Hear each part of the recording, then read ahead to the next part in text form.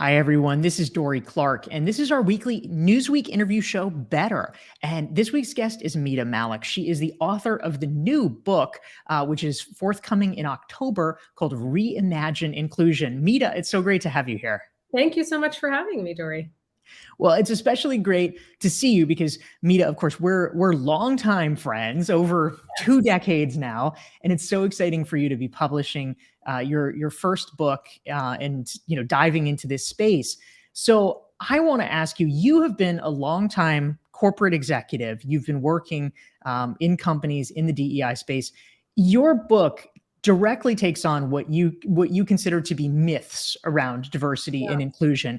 Can you tell us, one or two of your favorite, I say in air quote, myths that you want to puncture with this book? Absolutely. Well, there are a lot of good books on DE&I right now in the marketplace and leadership.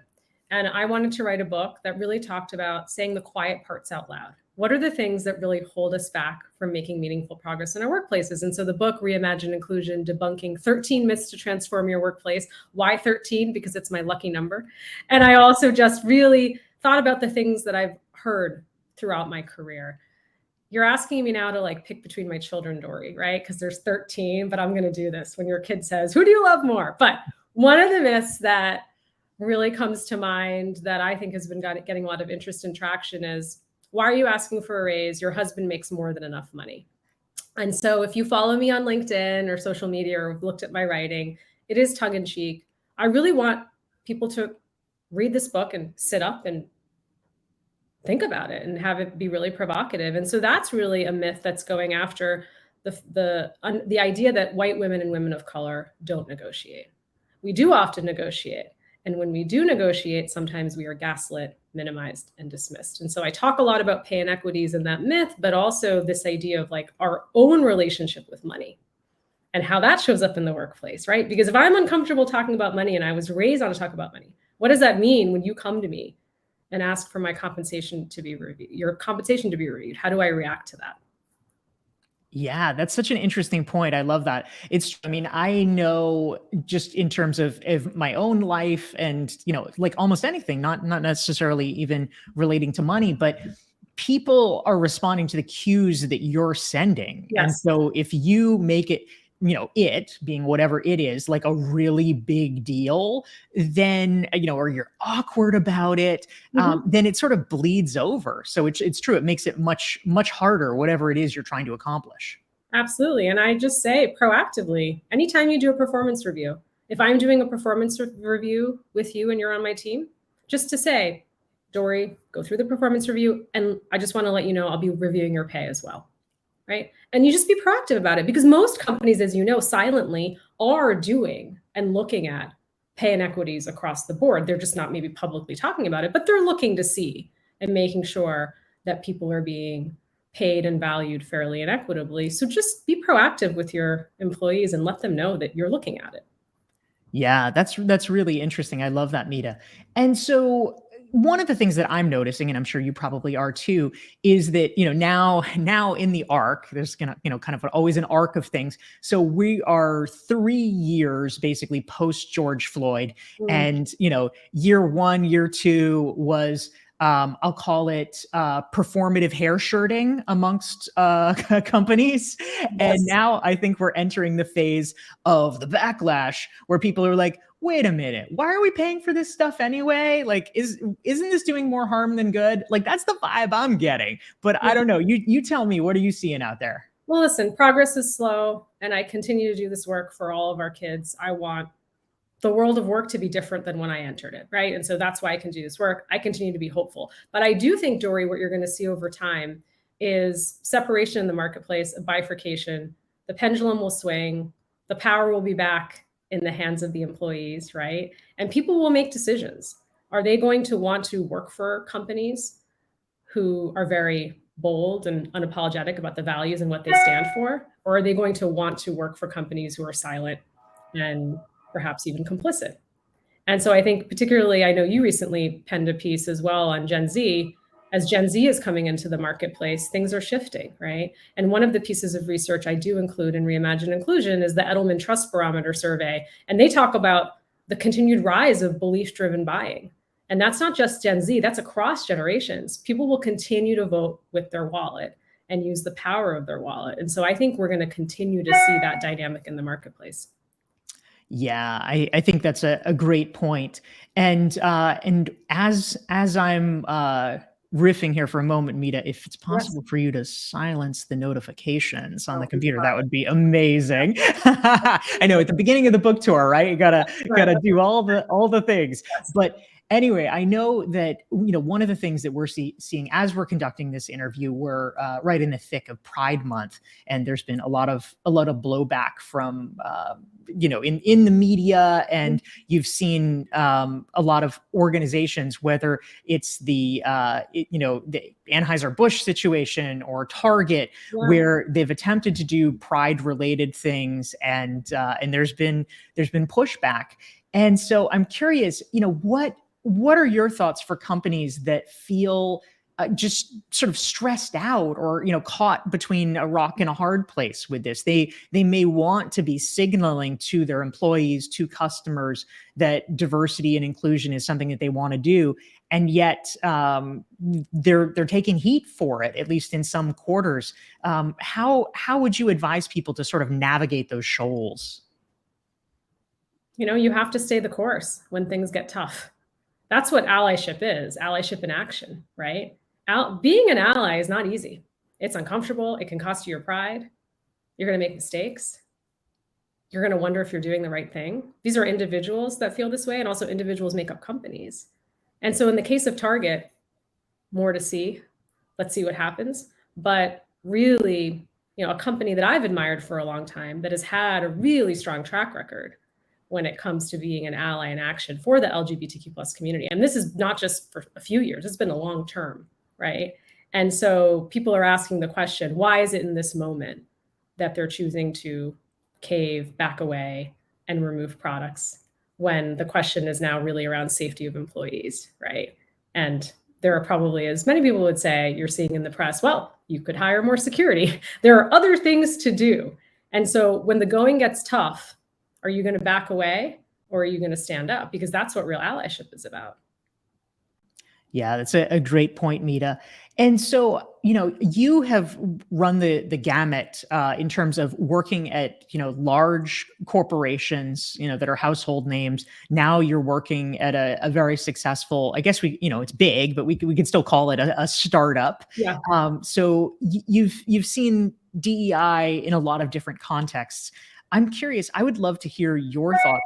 If you're advising companies about the policies they should be putting in place. I mean, obviously, in the past few years, many companies have made a variety of different changes or policy prescriptions. But what do you think are the most important things, either that companies by and large haven't done yet that they probably should, or things that you feel like at an enterprise level they should be doubling down on in order to become better allies?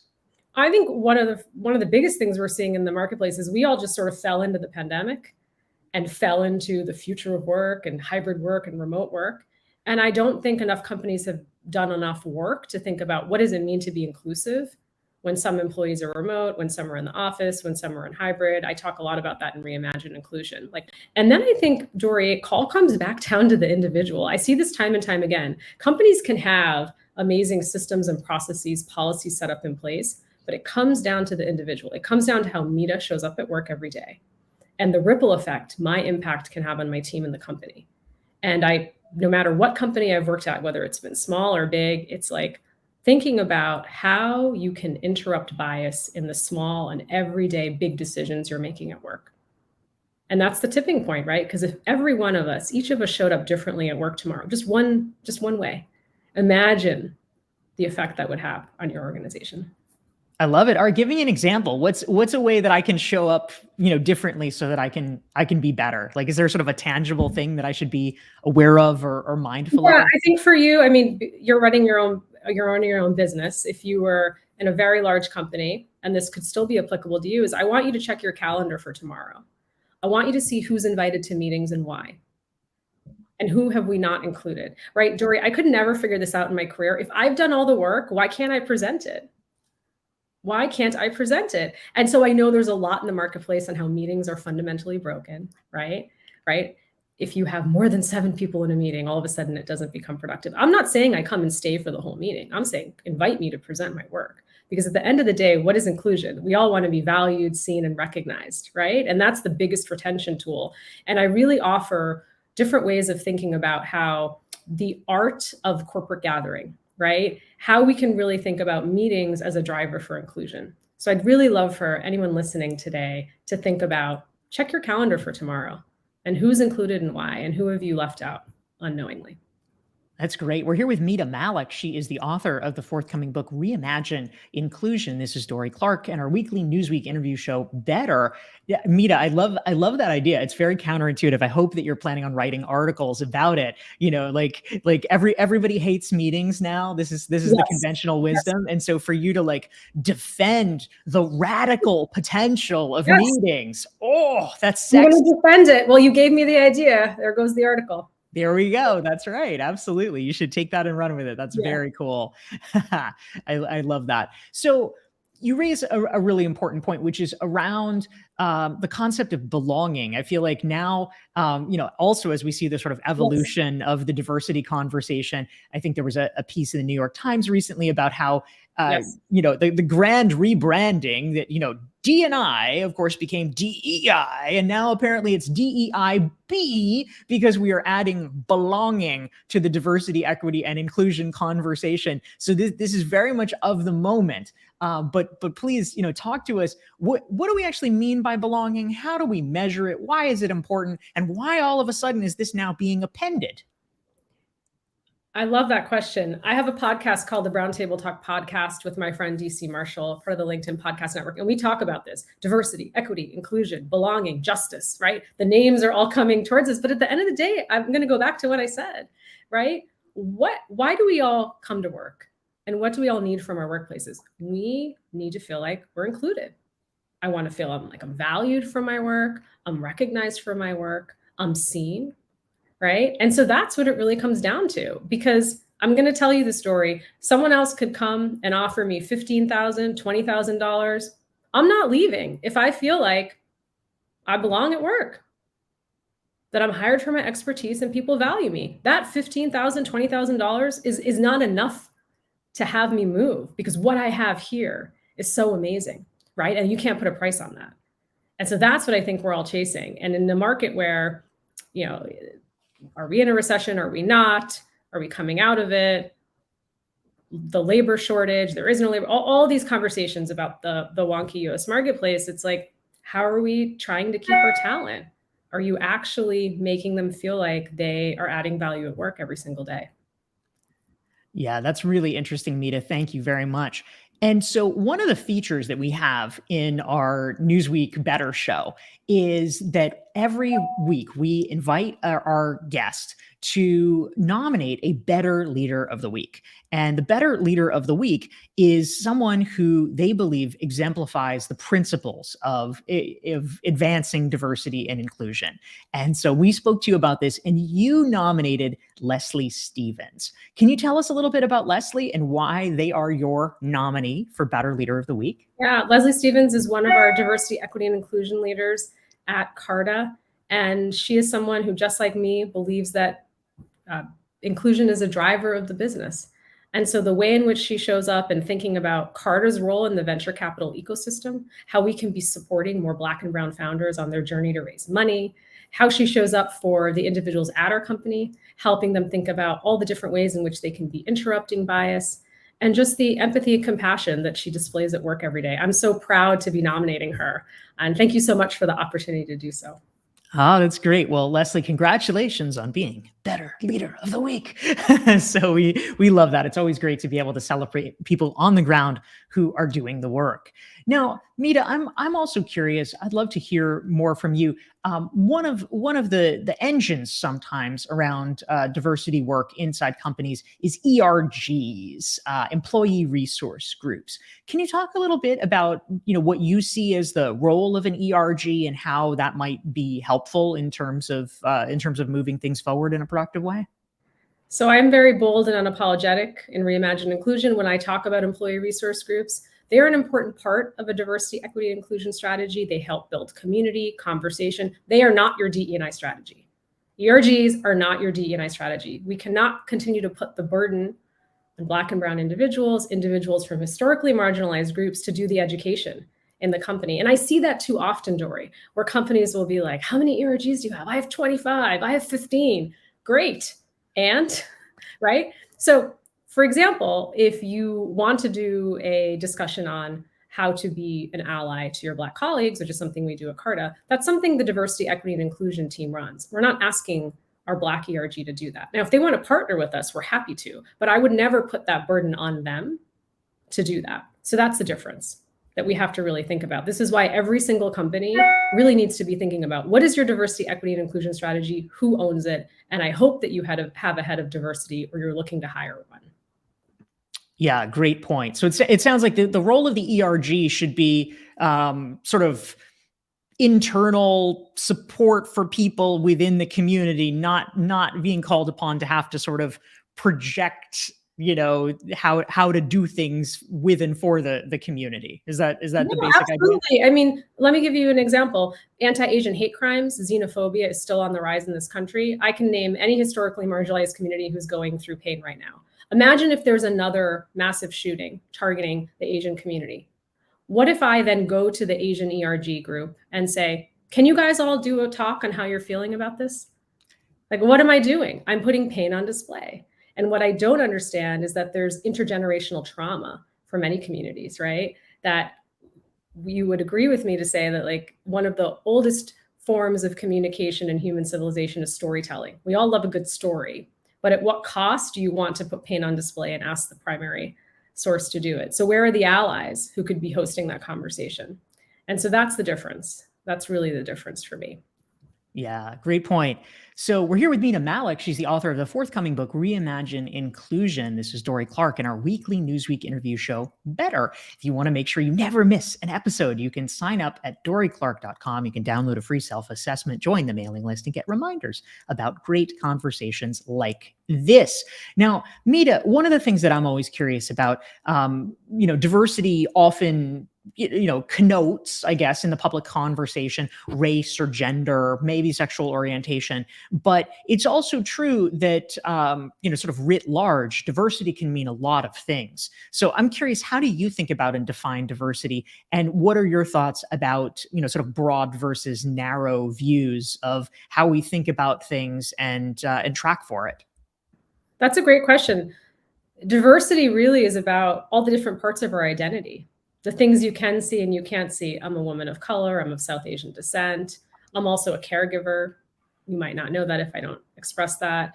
I was raised a Hindu and I'm agnostic, right? I could be a veteran. I could be a part of the LGBTQ plus community. I could be an individual with disability. I mean, there's so many different ways that people identify. I think particularly also you think about religion being a key piece as well. You think about where in the world you grew up, people having ties to their home base or geography. So really thinking about diversity in all of its different dimensions is really important. And I would say diversity of thought doesn't happen without diversity of representation, right? I think that's a lot of coded language in the marketplace. Diversity of thought happens with diversity of representation as you get people with different lived experiences in a room. Yeah, really interesting. So obviously at all different points of the kind of life cycle of diversity, there's recruitment, there's retention, there's all kinds of questions about how do you create successfully a diverse workplace. But let's start at the beginning with recruitment. One of the myths that you talk about is the often stated, oh gosh, I'd really like to hire people of color. Where are they? So I'm curious, can you share some thoughts about issues of recruitment and how companies can be more thoughtful about that process? That's a great question. One of the myths I tackle, which you just brought up, is I'm all for diverse talent as long as they're good. I don't know how many times I've heard that in my career. So really challenge leaders. Why are we holding different people to different standards? And I always think about the inverse. Have we ever said, I'm all for non-diverse talent, as long as they're good, right? Like, what do we think about the inverse? But one of the things I talk about is busting the pipeline myth and how often we create the pipeline myth, right? And so I will never forget years ago working with leaders in Vermont in the US, which is a predominantly white state, and they wanted to hire a Black leader that would sit in Vermont, pay no relocation, and really not a competitive salary. We can't find any candidates. Okay, well, you've just created a pipeline problem, right? This is before the pandemic. And so now I think, gosh, with the way the world has changed, you can have access to diverse pipelines across the world. And so really thinking about that and, putting some really important practices into place. Diverse slates. There's great HBR research that talks about the two and pool effect, right? When you have two individuals from a historically marginalized community, particularly two women on a slate as a finalist, they have a 79% greater likelihood of getting hired because there's two of them in the final slate, right? Versus one. So that's really important. And then also just really having equitable practices when you're interviewing. So for example, I really like Mita. We played lacrosse together at Stanford. We actually summer together in the same town. We realized that. And so I'm just going to really expedite that process, right? But something about Dory makes me feel uncomfortable. I can't really describe it. So I'm going to, for the same role, have her meet with 5 other leaders. And so these are the places we have to hold ourselves accountable. Again, we might have systems and processes in place, but we're bringing our own biases to work and making different choices for different people. Yeah, I think that's a really interesting point, and it's true. I mean, so often, it's clearly not that people have a specific ill intent toward individuals or toward groups, but we do, as humans, have a systematic preference for our homies, whoever our respective homies may be. So, and that's okay because we're human. But yeah. the beautiful thing about the human brain is no one can hear what you're thinking. So have that thought, hold it, interrogate it, and then take a different action afterwards, right? So that's the important part. We will always have these thoughts, but just interrogate it in your mind and think about how you're going to make a different decision. That's a great piece of advice to close on. Mita Mallick is the author of the forthcoming book, Reimagine Inclusion. Mita, it's such a pleasure to get to speak with you. Thank you so much for having me. Thank you, everyone, and see you next week.